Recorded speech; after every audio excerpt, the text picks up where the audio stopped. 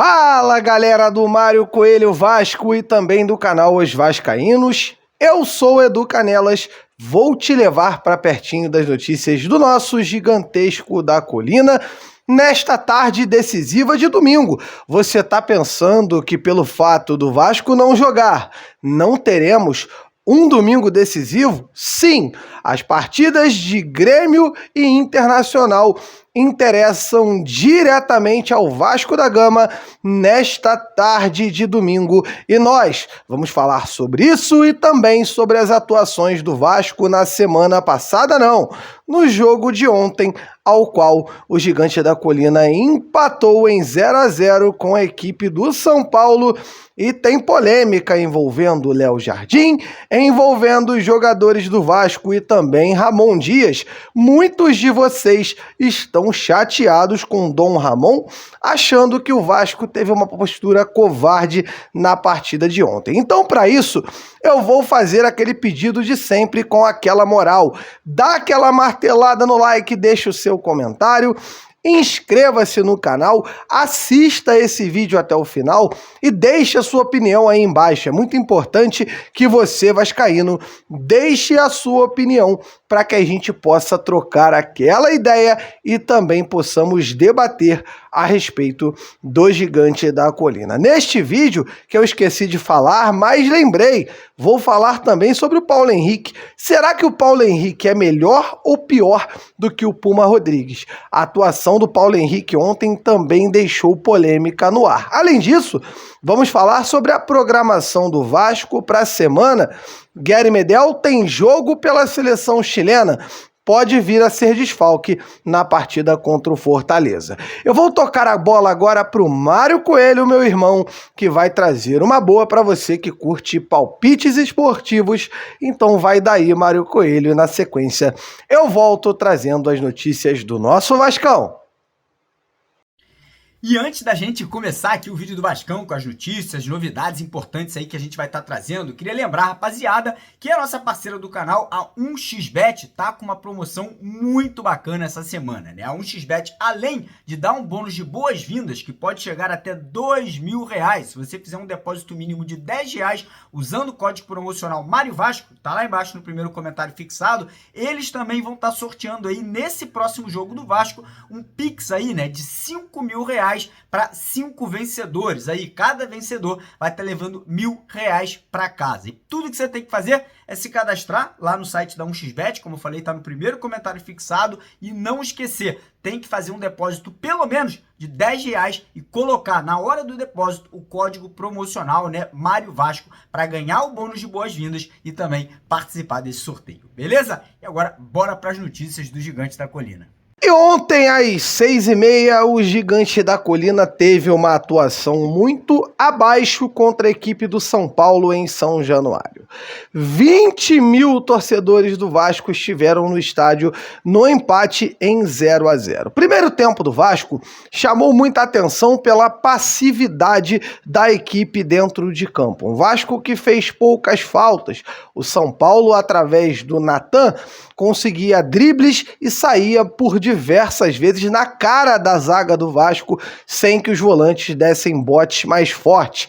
Paulinho Paula fez uma partida bem abaixo, bem como Bruno Praxedes, que também não jogou bem na noite de ontem. Zé Gabriel fez uma partida razoável, dentro daquele esquema que ele já vem apresentando. Um jogador nota 5 com consistência. Não comprometeu, mas também não fez uma grande partida. No sistema defensivo, Maicon e Léo foram razoavelmente bem. Mas na situação em relação ao Léo, eu trago ao vascaíno o questionamento que o amigo Edu Canelas vem trazendo aqui no canal Mário Coelho e também no canal Os Vascaínos aqui no YouTube. Se você ainda não se inscreveu, se inscreva no nosso segundo projeto. Eu sempre digo que o problema são os critérios. O critério que vale para o Vasco não vale para o adversário. O pênalti que ontem o Léo cometeu ao bater a palma da mão, não, a parte de fora da mão, as costas da mão, como digamos dessa forma, ele cometeu esse pênalti e a gente repara que contra o Corinthians, o Grêmio teve um pênalti ao seu favor, da mesma forma, igualzinho. não foi pênalti a favor do Grêmio e ontem o árbitro nem cogitou olhar no VAR. Ele foi direto para a marca do pênalti e marcou contra o Vasco um pênalti que, na minha opinião, é o grande problema. Eu acho que se a bola toca na mão dentro da área daquele jeito, tem que ser marcado e ponto. O problema é que normalmente contra alguns clubes isso não acontece. O Grêmio foi prejudicado pela arbitragem na não marcação do pênalti na partida contra o Corinthians no final do jogo na Arena Itaquera, e ontem o Vasco foi prejudicado com o mesmo pênalti marcado contra o Vasco a favor da equipe do São Paulo. Graças a Deus, Léo Jardim pegou o pênalti e já vamos falar a respeito do Léo. Outra situação de arbitragem foi a minha avaliação em relação ao lance do Gabriel Peck. Todo mundo viu que teve um trançapé, além de um empurrão no membro superior, um empurrão que pegou na lateral do corpo do Gabriel Peck, que deslocou o jogador e impediu que ele prosseguisse com a jogada. Pênalti claro, na minha opinião, pênalti esse que foi parecido com aquele do Pedro Raul, um trançapé que não foi marcado contra o Santos dentro de São Januário. Inclusive, o pênalti do Puma em cima do Marcos Leonardo não teve nem cogitação de não marcar. O árbitro logo correu e marcou o pênalti a favor do Santos na partida do último domingo. Então eu fico pensando, o que vale para um não vale para outro. E o torcedor do Vasco fica cada vez mais de saco cheio de ser prejudicado por uma arbitragem que claramente é muito, mas muito tendenciosa contra o Vasco e contra outros clubes, e muito tendenciosa para o lado bom para alguns outros clubes como o Flamengo, como a equipe do Corinthians, o Palmeiras e o Galo, que direto tem pênalti a seu favor. A gente faz o protesto e, claro, a gente cobra que o Vasco vá à CBF e continue cobrando para que isso pare de acontecer. Segundo tempo, o Vasco pressionou a equipe do São Paulo, esteve perto do gol com Gabriel Peck, que chutou uma bola na trave, depois o nosso querido Praxedes perdeu o gol na cara sozinho, fez uma partida até segura defensivamente, porém um ponto que mantém o Vasco fora da zona de rebaixamento, mas agora, em partida que vem acontecendo nesse momento, em placar 0-0 ainda, Santos e Palmeiras definem se o Vasco ficará na zona de rebaixamento pelos próximos 10 dias ou se o Gigante da Colina ficará fora, com o Santos perdendo a partida de hoje. O Santos tem que perder. O Internacional, que está vencendo o Grêmio por 1-0, seria bom que perdesse também.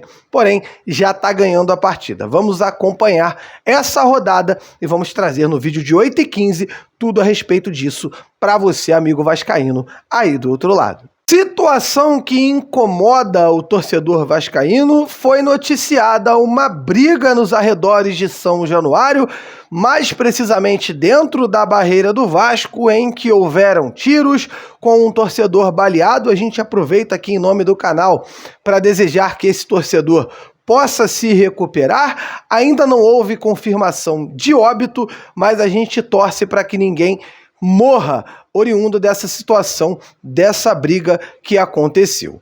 Por parte do Vasco, o Vasco não deve ser punido a respeito disso. Não foi dentro do estádio, não foi uma situação envolvendo o Vasco. Pelo que a Polícia Militar divulgou em nota, foi uma situação envolvendo torcedores e moradores na barreira do Vasco, situação que ainda não foi bem elucidada para que a gente possa fazer um comentário. Então, por agora, o fato é simples: não envolveu diretamente o Vasco. O Vasco não deve ser punido nem perder mando de campo por conta disso, mas o importante são as vidas, e a gente torce para que as pessoas envolvidas se recuperem e fiquem bem após essa situação triste, lamentável, que aconteceu após o jogo do Vasco na noite de ontem. Voltando a falar do Vasco da Gama, o Gigante volta a treinar a partir da segunda-feira. Estamos aguardando amanhã para que seja divulgado pelo Vasco aquela nossa querida programação da semana para sabermos quando teremos treino, se teremos jogo-treino, o que teremos a respeito de treinamento, essas divulgações importantes e também janela de imprensa, se teremos ali também uma coletiva de imprensa de algum jogador ou algum membro da comissão técnica para falar do Vasco e falar dos próximos passos rumo à partida contra o Fortaleza no dia 18. Gary Medel, que é o nosso pitbull de raça, terá partida pelo Chile na véspera de Vasco e Fortaleza. Pode ser que o Vasco conte com desfalque de Gary Medel. Vamos seguir apurando, estamos aqui pelo celular apurando essa situação para saber se o Vasco já tem uma posição a respeito disso e traremos no vídeo de 8h15 da noite, aqui do Mário Coelho Vasco e também do canal Os Vascaínos, as informações exclusivas a respeito de desfalques e também dos treinamentos do Vasco essa semana para enfrentar o Fortaleza no dia 18 e será uma partida muito importante. O Vasco precisa vencer no Rio, tem partida contra o Urubu, o nosso rival, em um domingo, que será após a quarta-feira do jogo contra o Fortaleza. Então o Vasco precisa vencer para respirar no campeonato e, se Deus quiser, quem sabe, voltar daqui a pouco, após a rodada, para gravar o vídeo da noite e dizer a você, vascaíno, estamos fora da zona, estamos tranquilos. Amigo vascaíno, amiga vascaína, eu vou me despedindo por aqui, deixando aquele abraço para você e eu volto no vídeo das 8h15 para falar muito de Vasco aqui no Mário Coelho Vasco e também no canal Os Vascaínos. Tamo junto, aquele abraço e valeu!